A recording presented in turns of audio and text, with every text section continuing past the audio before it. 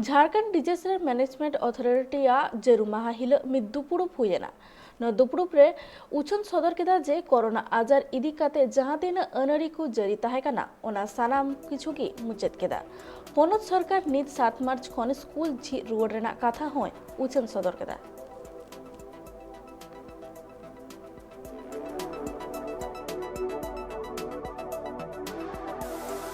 वो प्रथम कक्षा से उनको नहीं खोला गया था।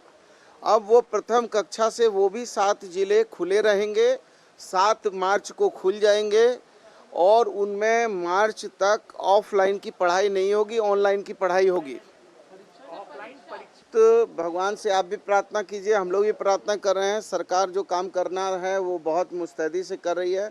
अब जो है 500 सवा 500 के करीब जो है केसेस बचे हैं, लेकिन ये भी हम लोग बहुत जल्दी ही राज्य को 100% कोरोना मुक्त कर लेंगे और हम अब 98% से भी अबव हैं।